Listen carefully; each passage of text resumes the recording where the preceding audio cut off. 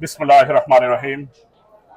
উপস্থিত মহান ভাষা দিবস 21শে ফেব্রুয়ারি উপলক্ষে আজকের এই সংক্ষিপ্ত সভার সম্মানিত সভাপতি, উপস্থিত শিবচর বিএনপির কান্ডারি, বিএনপির সাধারণ সম্পাদক জনাব জহির গোমস্তা, উপস্থিত মাদারীপুর জেলা বিএনপির অন্যতম সদস্য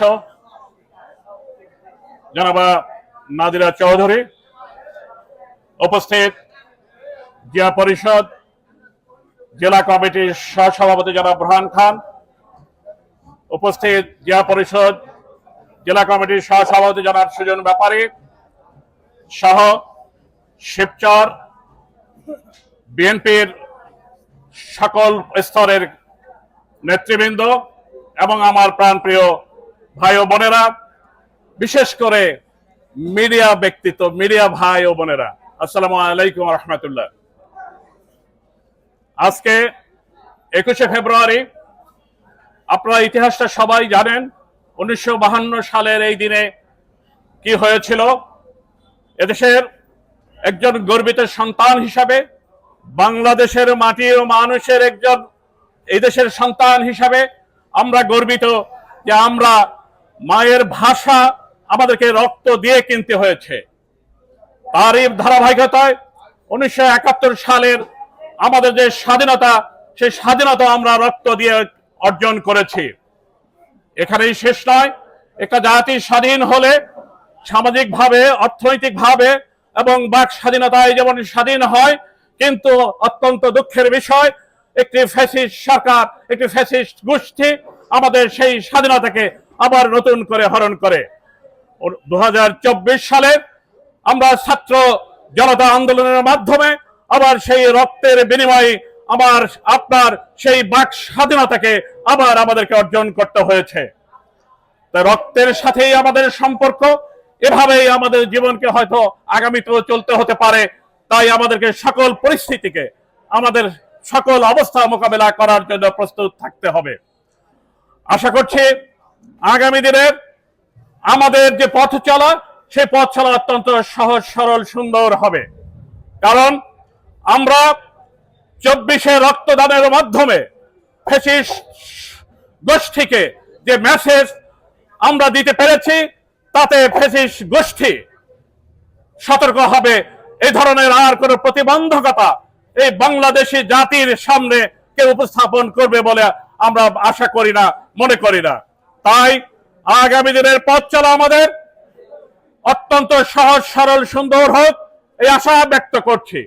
পাশাপাশি শিবচরের সন্তান হিসেবে দু একটি কথা না বললেই নয়। শিবচরের রাজনীতিতে কিছু উদ্ভট পরিস্থিতির সৃষ্টি হয়েছে। শিবচরের রাজনীতি এখন দুটি ধারায় বিভক্ত। একটি হলো সন্ত্রাসী গ্রুপ, একটি ছেলে মাত্র সন্ত্রাসের মাধ্যমে শিবচরের মানুষকে বিভিন্ন ভাবে বিরক্ত করছে। আর আরেকটি শক্তি হলো আমাদের মাননীয় অ্যাক্টিং চেয়ারম্যানের যে নির্দেশনা, সেই নির্দেশনা হলো মানুষকে ভালোবাসুন, মানুষের কাছে যান, মানুষের ভালোবাসা গ্রহণ করুন।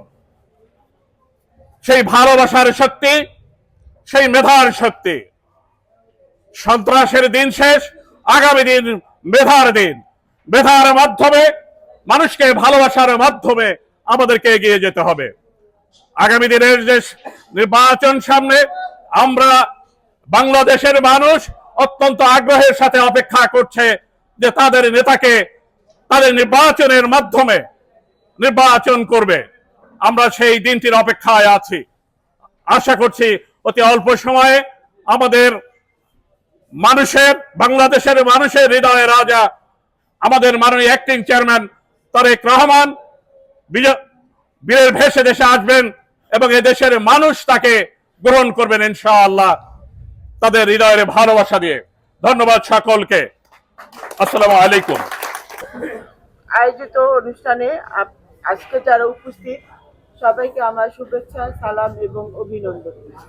আসসালামু আলাইকুম। আমার ভাইয়ের রক্তে রাঙানো 21শে ফেব্রুয়ারি আমি কি ভুলতে পারি। আমি শ্রদ্ধা ভরে স্মরণ করি সেই সকল শহীদদের, যাদের তাজা রক্তের বিনিময়ে আমরা ভাষা দিবস পেয়েছি, আমরা শহীদ দিবস পেয়েছি।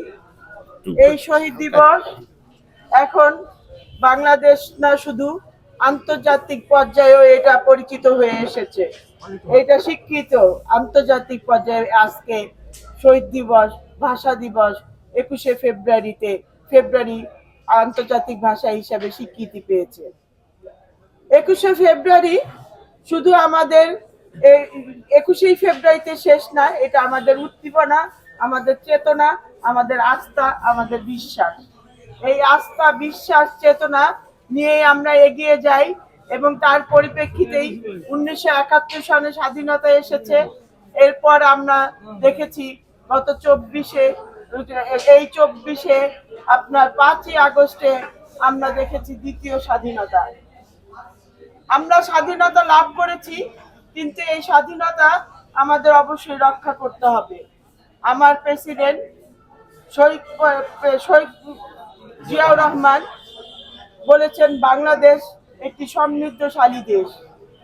এই বাংলাদেশকে সমৃদ্ধশালী দেশ হিসাবে গড়ে তোলার জন্য তিনি 19 দফা দিয়েছিলেন এবং আমার নেতা তারেক জিয়া দিয়েছেন 31 দফা।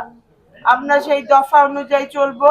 সেইভাবে যদি দেশ পরিচালিত হয় তাহলে বাংলাদেশ একটি উন্নত সমৃদ্ধশালী দেশ হিসেবে পরিচালিত হবে। আজকে আমাদের এখান থেকে র্যালি করার কথা, আমরা এখান থেকে র্যালি নিয়ে উপজেলা পর্যন্ত যাওয়ার কথা, কিন্তু আমাদের বাহাদুরপুরে অনেক জ্যাম এবং ওই জ্যামের কারণে অনেক গাড়ি আটকে আছে এবং কিছুক্ষণ পরে জুম্মার নামাজ শুরু হবে। তাই আমরা আজকে এই পর্যন্তই আমাদের প্রোগ্রাম শেষ করলাম। সবাইকে ধন্যবাদ, সবাই ভালো থাকবেন, সুস্থ থাকবেন। আসসালামু আলাইকুম।